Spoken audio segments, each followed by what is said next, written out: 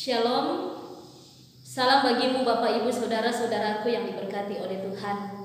Sejenak kita bersama akan menikmati kasih Tuhan melalui saat teduh malam yang diselenggarakan oleh Badan Pekerja Sinode Wilayah 4 Gereja Toraja. Dari tengah-tengah jemaat Sopeng, saya Pendeta Yunita Kartika menyapa Bapak Ibu Saudara sekalian. Salam sehat. Bapak Ibu Saudara-saudara yang kekasih dalam Yesus Kristus, di malam hari ini di tengah-tengah sukacita yang kita alami bersama-sama, kita akan menikmati kasih Tuhan. Kita akan membaca, mendengarkan dan merenungkan kebenaran firman Tuhan di hari ini. Namun sebelum kita membaca dan merenungkan firman Tuhan bersama di hari ini, mari kita memuji memuliakan Tuhan lewat pujian Agunglah Kasih Allahku, NKB nomor 17.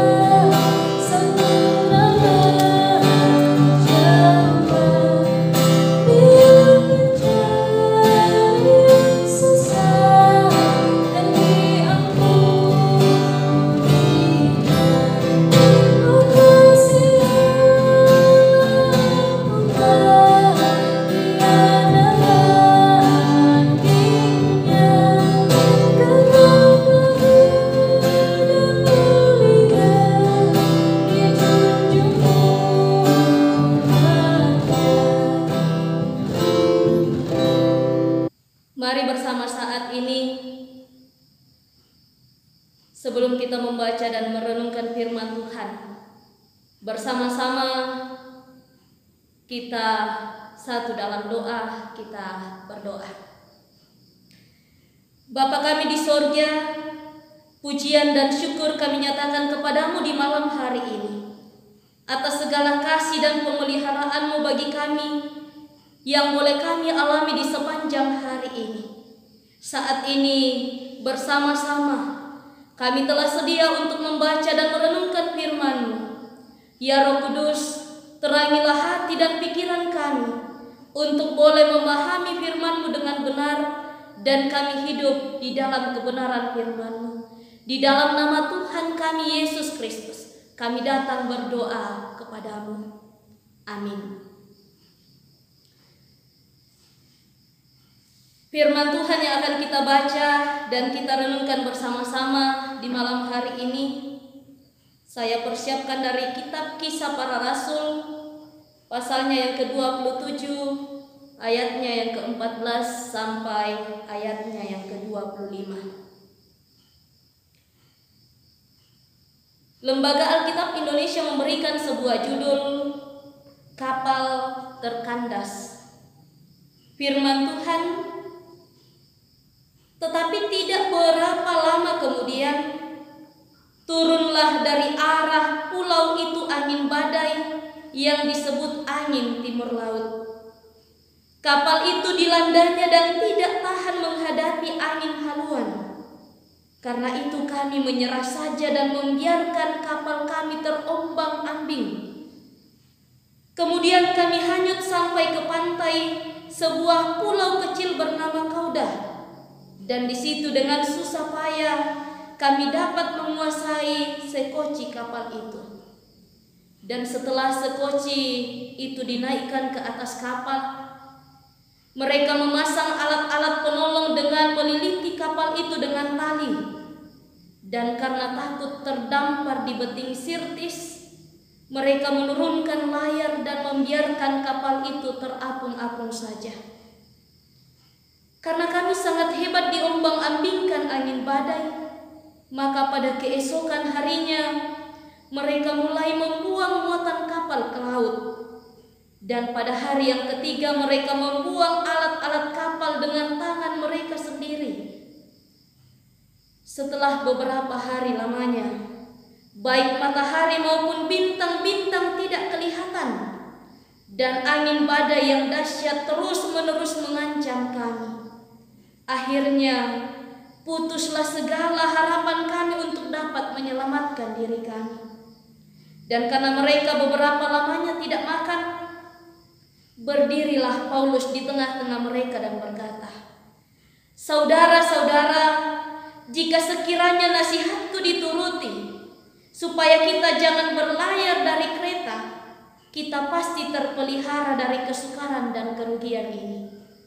Tetapi sekarang juga dalam kesukaran ini, aku menasihatkan kamu, supaya kamu tetap bertabah hati, sebab tidak seorang pun di antara kamu yang akan binasa, kecuali kapal ini. Karena tadi malam seorang malaikat dari Allah, yaitu dari Allah yang aku sembah sebagai miliknya, berdiri di sisiku. Dan ia berkata, 'Jangan takut Paulus, engkau harus menghadap Kaisar, dan sesungguhnya oleh karunia Allah, maka semua orang yang ada bersama-sama dengan engkau di kapal ini akan selamat karena engkau. Sebab itu tabahkanlah hatimu saudara-saudara, karena aku percaya kepada Allah bahwa semuanya pasti terjadi sama seperti yang dinyatakan kepadaku. Amin." Bapak, Ibu, saudara-saudara yang kekasih, Shalom Aleichem. Tema perenungan kita dalam saat teduh malam di hari ini adalah iman yang kuat di tengah badai. Iman yang kuat di tengah badai. Iman adalah sebuah kata yang sudah terlalu akrab dengan mulut orang yang percaya kepada Yesus. Bahkan ini sudah merupakan ungkapan yang dijadikan senjata yang ampuh dalam menghadapi berbagai cobaan hidup yang memberatkan. Setiap kali kita berhadapan dengan persoalan kehidupan, kita selalu mengatakan, hadapilah dengan iman. Tabahlah dalam iman. Dan memang benar demikian. Namun persoalannya ialah iman yang bagaimana? Itulah yang akan kita simak melalui Alkitab yang kita sudah baca tadi, yaitu iman Paulus dalam kisah perjalanannya menuju Roma. Bagaimana situasi yang dia hadapi? Kisahnya berawal dari melesatnya dugaan kapten kapal. Ternyata dugaan kapten kapal meleset juga. Sekalipun ia sudah berpengalaman dalam hal peredaran angin dan segala sesuatu yang menyangkut seluk-beluk kelautan, angin tiba-tiba turun ke laut, menyebabkan kapal yang ditumpangi dihempas oleh badai dan diamuk oleh ombak yang sangat ganas.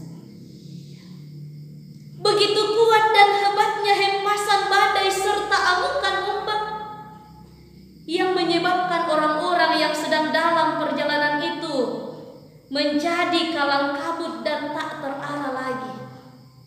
Mereka putus harapan untuk selamat. Mereka tengah menghadapi situasi tanpa harapan. Hempasan badai dan amukan ombak membuat mereka putus harapan. Ayat 15 bacaan kita dikatakan kapal itu dilandanya dan tidak tahan menghadapi angin haluan. Karena itu kami menyerah saja dan membiarkan kapal kami terombang-ambing.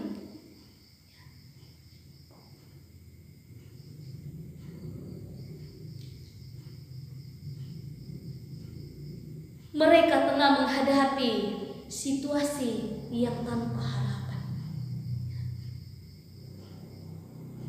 Hempasan badai, amukan ombak membuat mereka putus harapan. Lalu bagaimana dengan Paulus?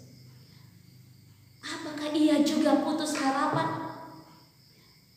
Apakah imannya turut hilang karena hempasan badai dan amukan ombak? Tidak, saudara-saudara. Sekali lagi tidak. Di sini Paulus tampil beda dengan orang-orang yang bersama dengan dia dalam kapal. Sekalipun mereka sama-sama menghadapi amukan ombak yang sangat ganas. Apa perbedaan yang ditunjukkan oleh Paulus dalam bacaan kita? Yang pertama, bahwa di tengah situasi tanpa harapan, Paulus justru menampakkan kematangan imannya. Dan yang kedua dikatakan di tengah kepanikan, di tengah ketidakarahan hidup, Paulus justru membuka harapan. Paulus justru memberi penghiburan kepada orang-orang yang tengah putus harapannya. Ayat 22 dikatakan, tetapi sekarang juga dalam kesukaran ini aku menasihatkan kamu supaya kamu tetap bertabah hati, sebab tidak seorang pun di antara kamu akan binasa kecuali kapal ini. Bahkan dengan penuh iman, ia berkata dalam ayatnya yang ke-34 bagian B, tidak seorang pun di antara kamu akan kehilangan sehelai pun dari rambut kepalanya. Inilah beda orang yang percaya dan yang tidak percaya.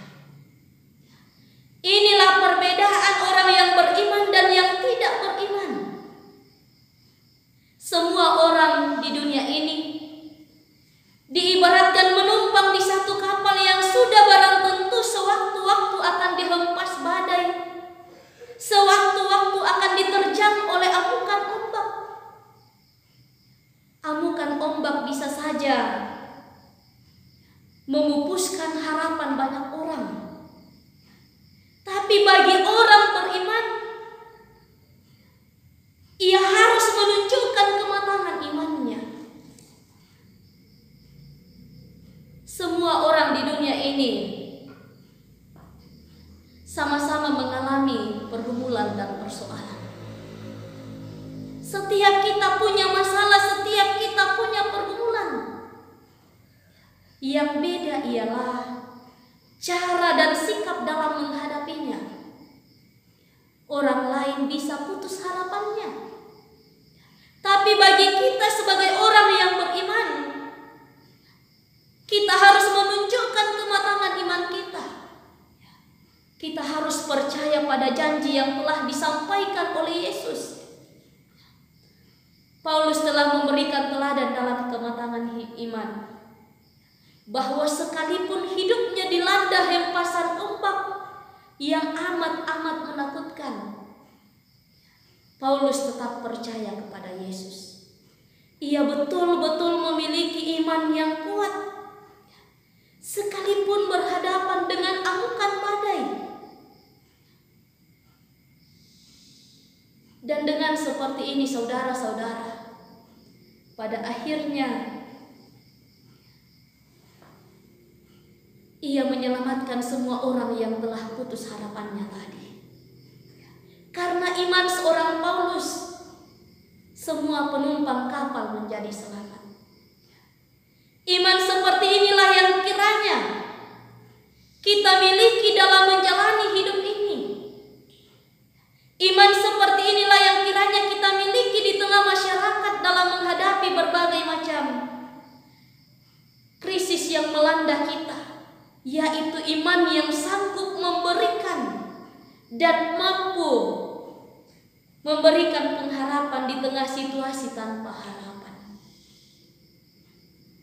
Sekalipun saat ini kita masih bergumul dengan pandemi COVID-19. Namun iman dan pengharapan kita jangan pernah pudar. Sekalipun hidup kita syarat dengan duka nestapa, tetaplah tunjukkan kematangan iman kita. Dengan kematangan iman seperti ini, maka oleh kuat kuasa Roh Kudus, kita semua akan mengalami kasih dan pertolongan yang asalnya dari Tuhan.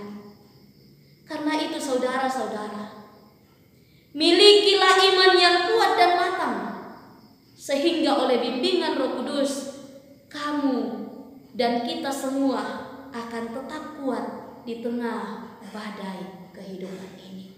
Terpujilah Tuhan. Amin. Sebelum kita masuk dalam doa syafaat, kembali kita memuji memuliakan Tuhan lewat kidung pujian Engkaulah Perisaiku.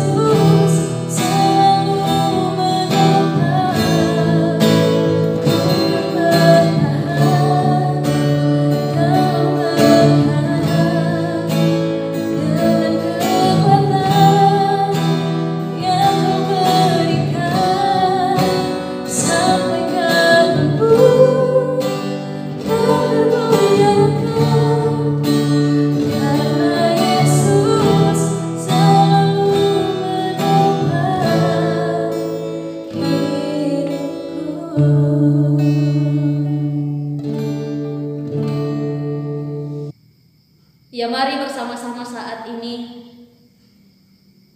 kita satu dalam doa, kita berdoa. Segala pujian dan syukur kami nyatakan kepadamu di malam hari ini Tuhan. Engkau adalah perisai dalam hidup kami. Engkau adalah tempat kami berharap.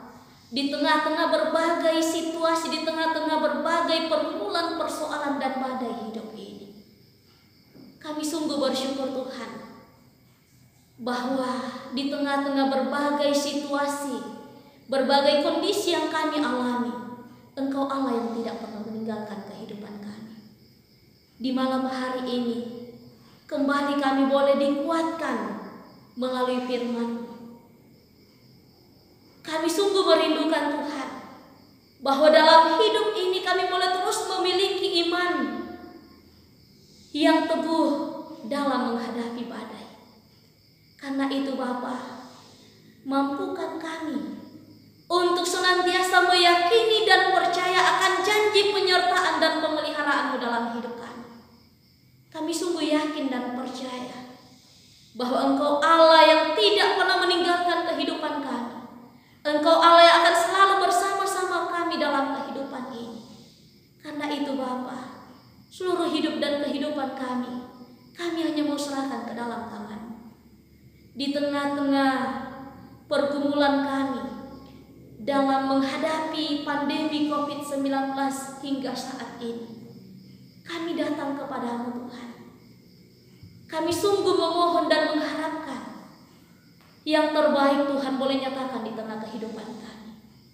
Kami percaya bahwa pertolongan-Mu, kuasa-Mu akan Engkau nyatakan pada waktu yang Engkau sudah tentukan. Karena itu jangan biarkan kami takut, jangan biarkan kami putus asa di tengah-tengah pergumulan ini. Tetapi biarlah kami boleh terus berserah, berharap dan bergantung sepenuhnya hanya kepada Tuhan sendiri. Ya Bapa yang kekasih dalam kerajaan surga, kami berdoa kepadamu Tuhan, untuk seluruh kehidupan kami pribadi lepas pribadi, bagi setiap anak-anakmu Tuhan, dimanapun berada saat ini, mari Engkau melihat kehidupan mereka pribadi lepas pribadi. Engkau hadir di tengah berbagai situasi kondisi yang mereka alami. Engkau terus kuatkan kami, Engkau topang kami dalam menjalani hidup ini. Biarlah kami boleh senantiasa terus merasakan kebaikan kemurahan Tuhan. Bahkan kami boleh dimampukan untuk senantiasa menjadi saksi-saksi Kristus di tengah dunia yang penuh dengan pergumulan dan persoalan saat ini. Ya Bapa yang kekasih dalam kerajaan surga, kami berdoa kepadamu Tuhan, untuk kehidupan kami sepanjang malam hari ini. Kiranya Engkau terus menopang, menguatkan kami, bersama-sama dengan kami dalam menjalani kehidupan di malam hari ini. Ketika kami mengistirahatkan tubuh kami, biarlah kiranya Engkau terus bersama dengan kami, sehingga kami boleh beristirahat dengan baik, dan besok pagi kami boleh bangun dengan tubuh yang kuat, tubuh yang sehat, melanjutkan kehidupan yang Tuhan masih percayakan bagi kami. Bapa di surga, kami juga terus berdoa Tuhan, untuk pemerintah kami mulai dari pusat sampai ke pelosok daerah. Mari Tuhan tolong, mari Tuhan terus berkati dalam berbagai tugas dan tanggung jawab mereka.